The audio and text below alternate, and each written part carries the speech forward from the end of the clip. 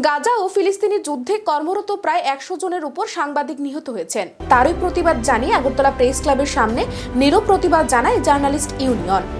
অবিলম্বে যুদ্ধবিরতি ও শান্তি কামনা করে তারা সাংবাদিকরা জীবনের ঝুঁকি নিয়ে সংবাদ সংগ্রহ করে।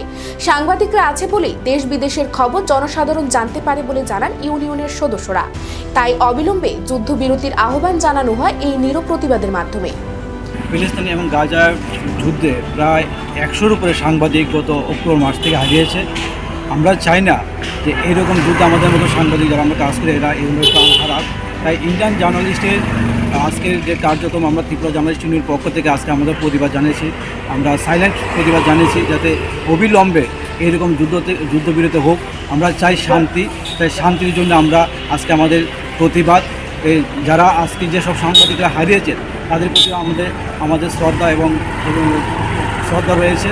আর আমরা চাই যে ভবিষ্যতে এইরকম আর কোনো আন্দোলন না হোক, যাতে এই আন্দোলন বা যুদ্ধে আমাদের মতো সাংবাদিকদের প্রাণ যায়। গত অক্টোবর মাস থেকে যে প্যালেস্তাইন এবং গাজার যে যুদ্ধ চলছে, সেই যুদ্ধে প্রায় ১০০ জনের মতো সাংবাদিক সেখানে যুদ্ধে নিহত হয়েছেন।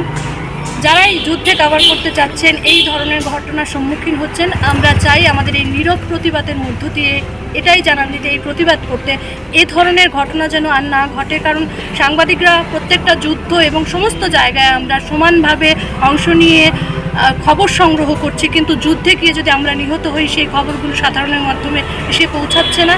পাশাপাশি এই যুদ্ধের বিরতি ঘটুক এবং আজকের এই মৌন প্রতিবাদ থেকে আমরা শান্তি কামনা করি।